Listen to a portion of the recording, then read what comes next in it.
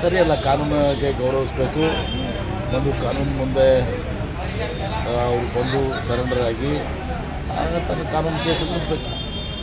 ಈಗ ಮತದಾನದ ಮೇಲೆ ಇದೆಲ್ಲ ಎಫೆಕ್ಟ್ ಆಗ್ತದೆ ಅಂತ ಯಾವುದೇ ರೀತಿ ಎಫೆಕ್ಟ್ ಆಗಿಲ್ಲ ಅಂತ BJP ಅವರು ಹೇಳ್ತಾ ಇದ್ದಾರೆ. ಯಾಕಂದರೆ ಸ್ವಲ್ಪ ಮಟ್ಟಿಗೆ ಆಗೋದು. ಹೆಣ್ಮಕ್ಳು ಗಿಣ್ಮಕ್ಳು ನೋಡಿಯಪ್ಪ ಇಂಥವ್ರೆಲ್ಲ ಇದ್ದಾರೆ ಅಂತೇಳಿ ಆಗ್ತದೆ ಅಂತ ಆಗ್ಬೋದು ಅಂತಿರ್ತಾನೆ. ಬಟ್ ನಾನು ಅಷ್ಟೇ ಹೇಳ್ತೀನಿ, ಇದು ಒಳ್ಳೆಯದಲ್ಲ. ಇದು ವಿಶೇಷವಾಗಿ ಈ ಪ್ರಕರಣ ಏನಿದೆ ಪ್ರಜ್ವಲ್ ರೇವಣ್ಣ ಅದು ಅತಿರೇಕ ಇದೆ. ಯಾರೂ ಕೂಡ ಸಹಿಸಲಾರದಷ್ಟು ಒಂದು ಹೇಯ ಕೃತ್ಯ ಅದು.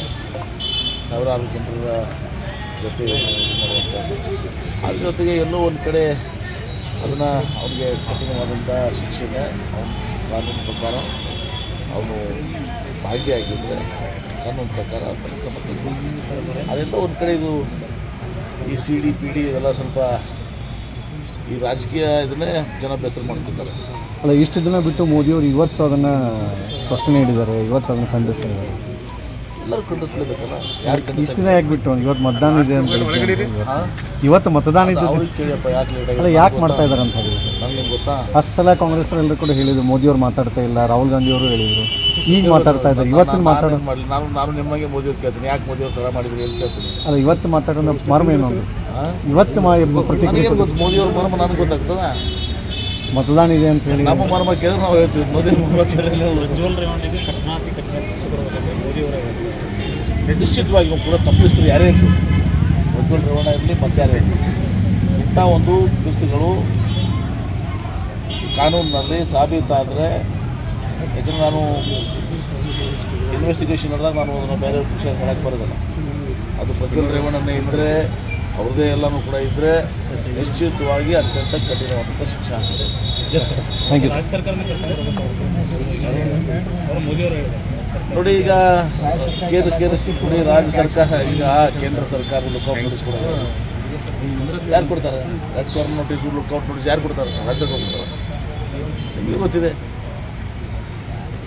ಎಲ್ಲ ಗೊತ್ತಿದ್ಕೊಂಡು ಮಾಡ್ತಾರೆ. ವಿಜಯ್ ಮಲ್ಯಗನ್ನ ರಾಜ್ಯ ಸರ್ಕಾರ ಕೊಡ್ತಾರೆ.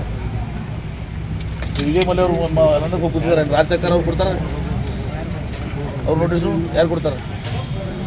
ಅಲ್ಲ, ಮತ್ತು ಇವರು ಕೂಡ ರಾಜ್ಯ ಸರ್ಕಾರದವರು ನೋಟಿಸ್ ಕೊಡಬೇಕಿತ್ತು. ಆಮೇಲೆ ಅವ್ರಿಗೆ ಏನೇ ಮಾಡೋದಿತ್ತಲ್ಲ ಅವ್ರ ಕೈಯಲ್ಲೇ ಇದೆ.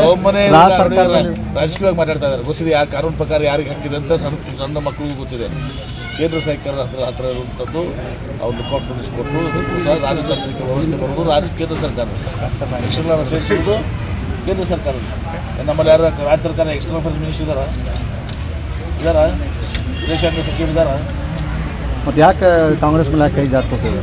ಅದಕ್ಕೆ ಏನು ಮಾಡೋಕ್ಕಾಗಿದೆ, ರಾಜಕೀಯವಾಗಿ ಅವ್ರಿಗೆ ಮಜಬೂರ ಆಗಿದೆ. ಸುಮ್ಮನೆ ಏನೋ ಒಂದು ಸ್ವಲ್ಪ ಡೈವರ್ಟ್ ಮಾಡಬೇಕು, ಹಾಗೆ ಹೀಗೆ ಒಂದು ಸುಳ್ಳು ಹೇಳಬೇಕು ಅಂತ ಹೇಳ್ತಾರೆ ಅಷ್ಟೇ. ಅದು ವಿಡಿಯೋವನ್ನು ಹೊರಗೆ ಬರಲಿಕ್ಕೆ ಅವರು DK ಶಿ ಅವರೇ ಮೂಲ ಕಾರಣ. ಮತ್ತು ಅವರು ಕೂಡ ಕಾಲ್ ಮಾಡಿದ್ರು ನೋಡಿ. ಅದ್ರ ಬಗ್ಗೆ DK ಶಿವಕುಮಾರ್ ಪ್ರಶ್ನೆ ಕೊಡ್ತಾರೆ. ಅವ್ರು ಸ್ಪಷ್ಟನೆ ಕೊಡಬೇಕು, ಅವ್ರು ಕೊಡ್ತಾರೆ. ಈಗ ಕಳೆದ 15 ವರ್ಷದಿಂದ ಇಲ್ಲಿ ಬೇರೆ ಈಗ ಈ ಬಾರಿ ಅದು ಹೇಗೆ ಸಾಧ್ಯ ಆಗುತ್ತೆ? ಅಬ್ಕಿ ಬಾರ್ ರಾಜು ಆಲ್ಗೂರ್